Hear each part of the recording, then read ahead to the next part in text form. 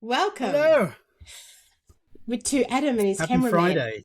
Happy Friday. Happy Friday. Thank you. Adam, I've had a week. It's been a week. And following on from my discovery about my sort of political avoidance, shall we call it, and wanting to face that head on and grow from it and learn from it.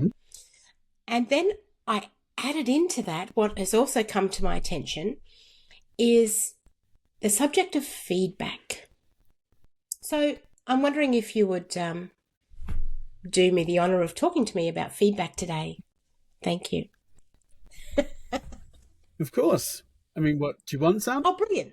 Oh, no, not yet. No, thanks. Or... No. No. Do you know, though? No, not today. Not today. No, I've had enough. Thanks. Yeah, I'm good. I use the word feedback because of how often I've noticed in just social media, in discussion, just in social settings, we often use the term negative and positive feedback, don't we? And yet, I've got a bubble on my screen. And yet, what I wanted to say about feedback is that feedback is anything that comes as a result of what we put out, isn't it? Do you know what I mean? Yep. So I wanted to talk first. It's inevitable at some point. Yeah. Exactly. It's going to happen. So I looked up and I had what happened? Yeah, this is what happened. I looked up a Google generated definition first on private versus public to start with, okay? In my venture into feedback, here's where I started. I entered the door. And check this out. So private is belonging to one person. And public is existing in the open. So when you think about communication, whether you say something, whether you write something, whether you paint something, whether you're an actor, it doesn't matter. Whatever way you put your internal thoughts, which are private, the minute you express them, essentially it becomes public, doesn't it? And it leaves Absolutely. you open for feedback. So yes, it does.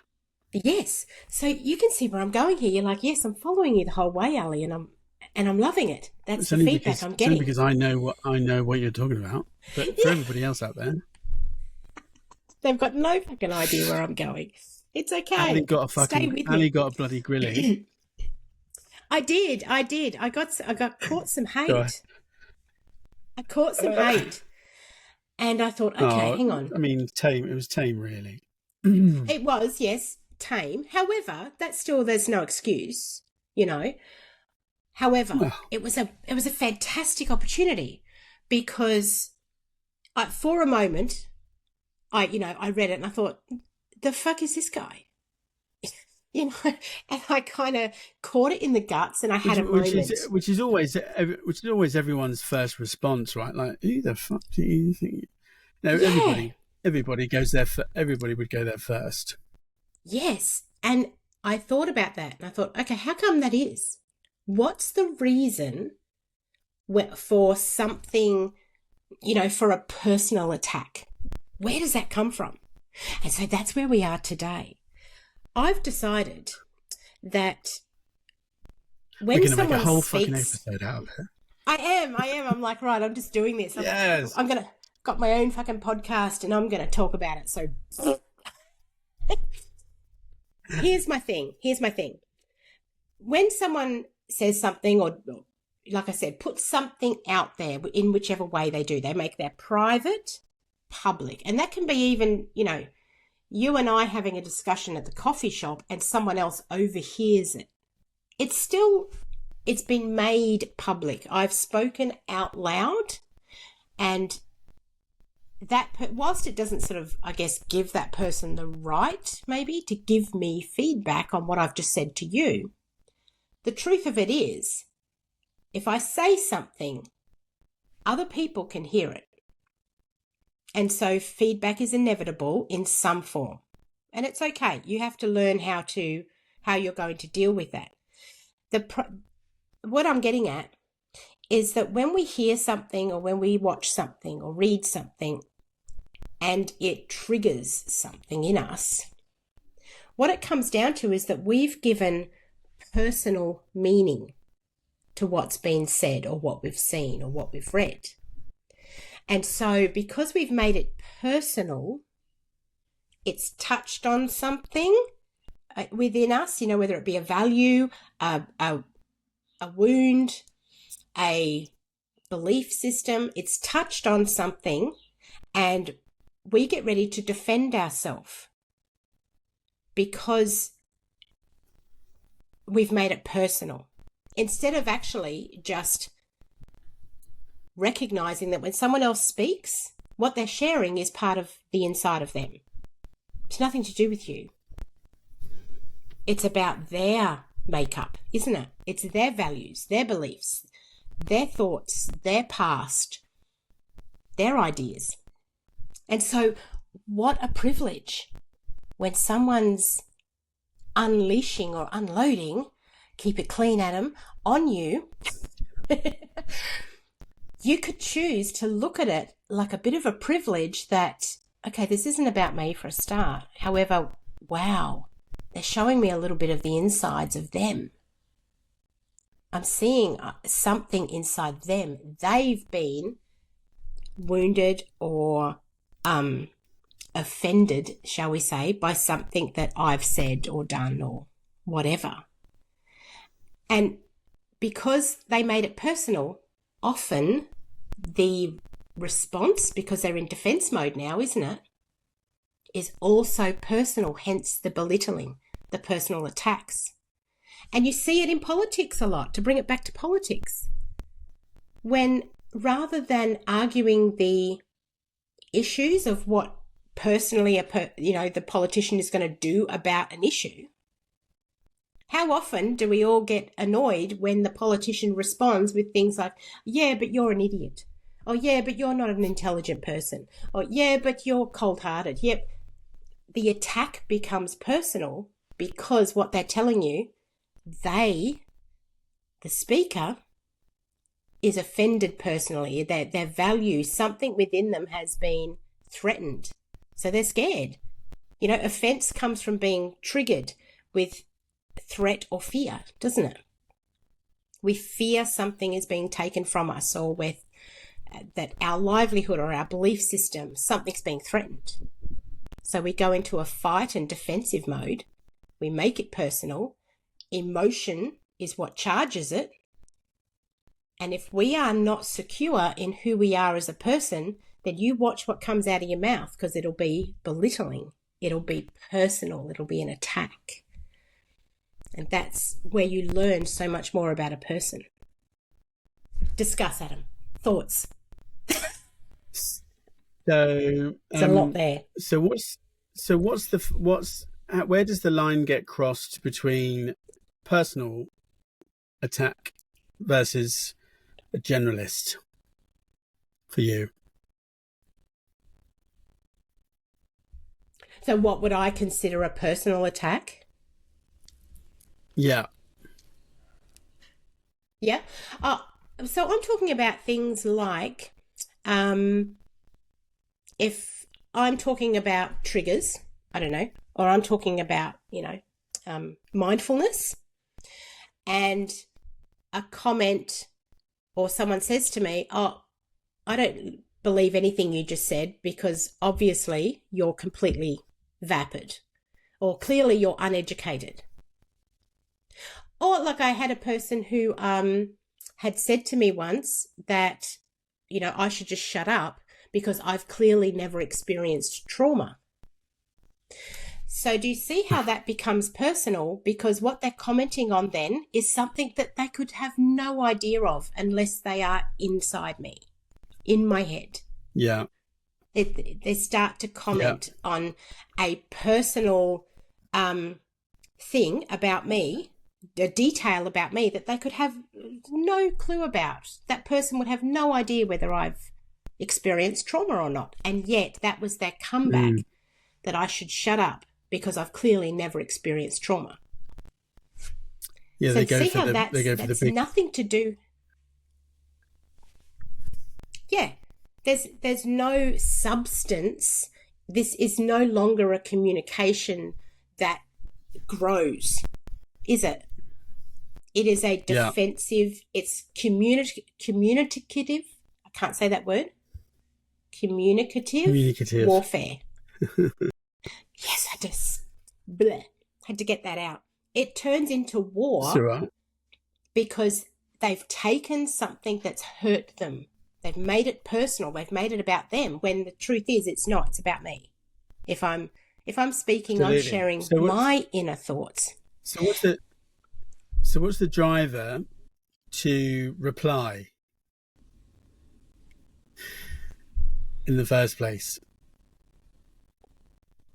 Only because I'm just speaking from experience, just Yeah, sussing out, and then I'm gonna talk about because it's that's the interesting question, isn't it? The funny thing is the people who dislike, they also seem to be your biggest fan. They're the ones that will watch every move. They'll dissect every word and lie in wait for the perfect moment to pounce with that lovely judgment, criticism, and all that stuff. It's almost like you got turned into their favorite TV show. So exactly, that's a good thing, really. So they're obsessively watching, but let's be real. The fixation says everything about them than it does about us, right? And that's why I'm asking the question about even replying in the first place. What's the point? Do you see what I mean? So taking what you're saying, absolutely correct, and then taking it even further and just being like, is there even because you can't argue with stupid. Well, see that itself reason is with even crazy. That is judgment, but that's before you even go there. So it's like, well, yeah. I know, to say you can't argue with stupid is kind of proving our point, isn't it? Is that then we turn it into... I know, but it's like, so been why do you even myself. Go there? There is no point in going there. If someone is coming at you with something personal, then they are already in a virtual fight or flight mode. They're not thinking logically. They're not actually removing anything personal from the equation, are they? It's become very personal, and the driver behind that is emotion. Intent to injure. Exactly, yeah. So they twist your actions. Yeah. Your words will get distorted. Things you've said will get used back then against you. All in that attempt to justify their own insecurities, things like that. And ironically, they don't see this at all. They're not looking at themselves at all.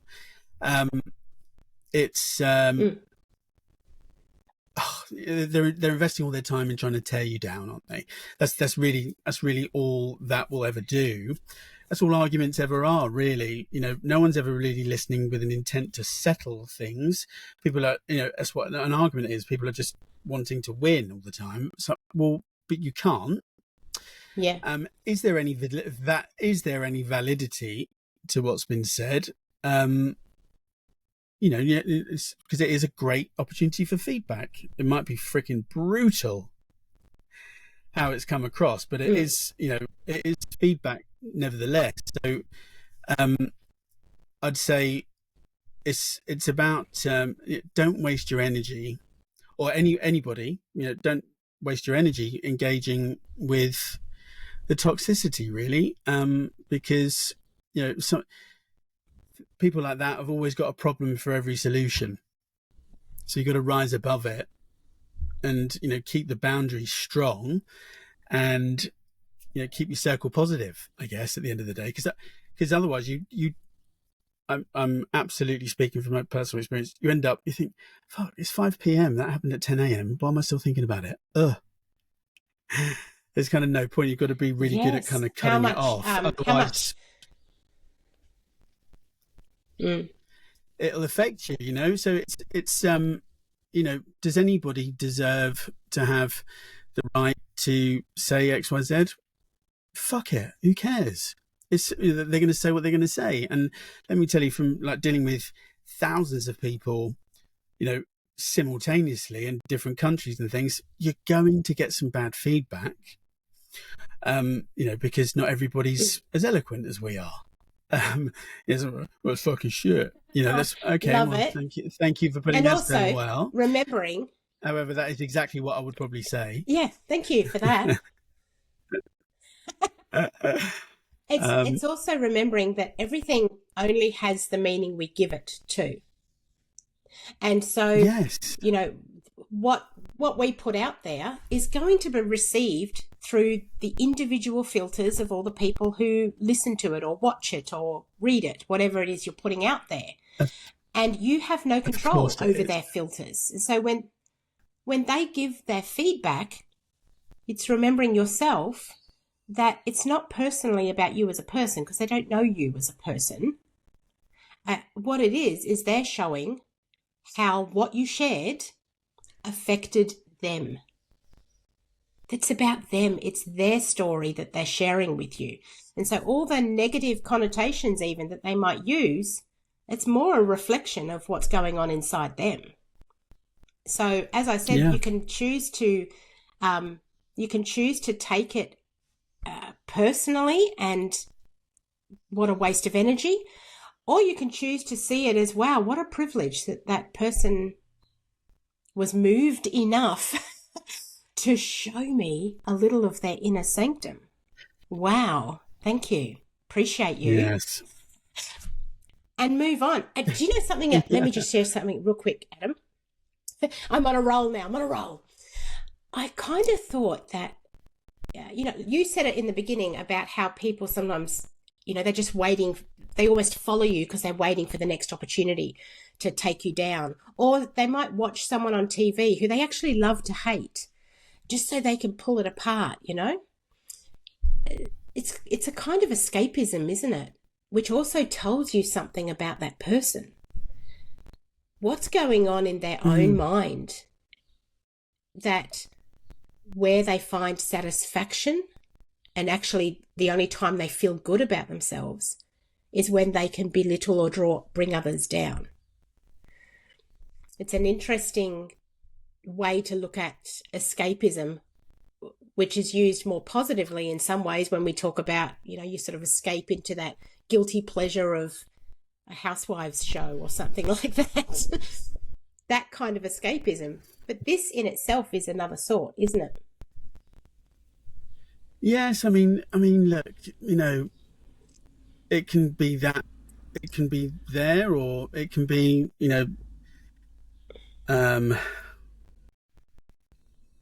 there's so much to speculate on, really, at the end of the day. It's all speculation, yeah.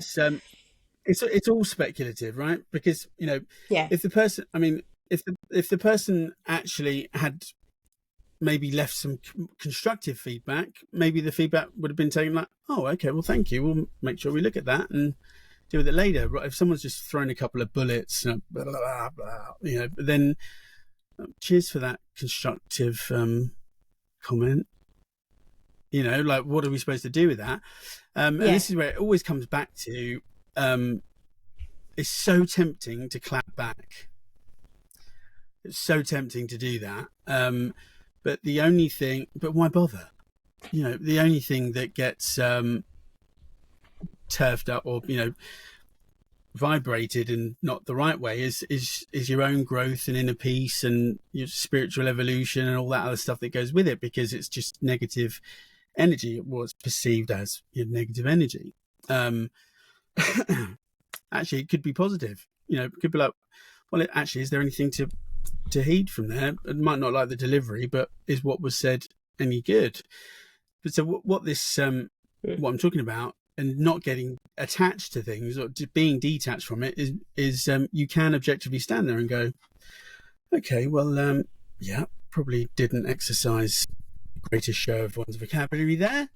Or, maybe bit down on a couple of things once or twice, probably a little bit too hard. Oops. But, okay, I'm going to grow from love, and I'm going to take it on board and get over it, move on as quickly as possible, because, like you say, their fixation will eventually consume them, not us. And honestly, you'll come out of it wiser, stronger, and maybe also a little amused. I mean, I did laugh when I saw it.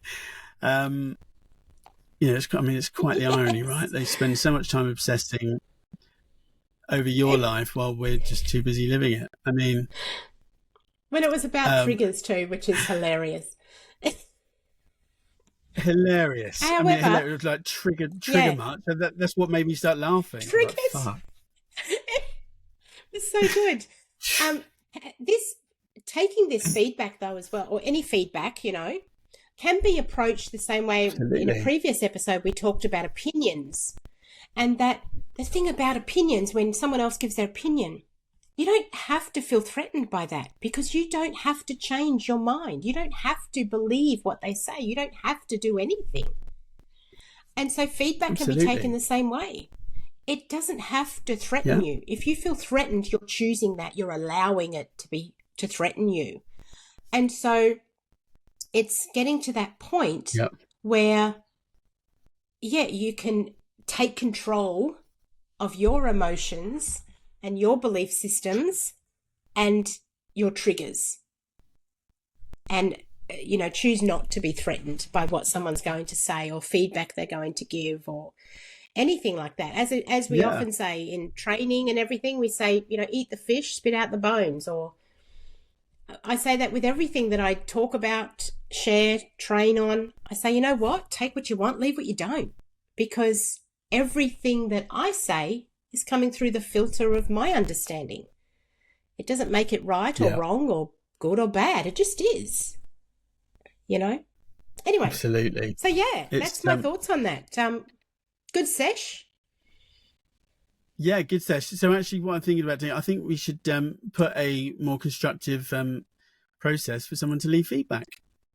So I'll create that, and it'll be anonymous if you want it to be. And actually feedback is welcomed, very much so. So, whether that's subject or the look and feel, what we're looking like, what the thing's sounding like, the subject, all of it is all up for feedback. Yeah.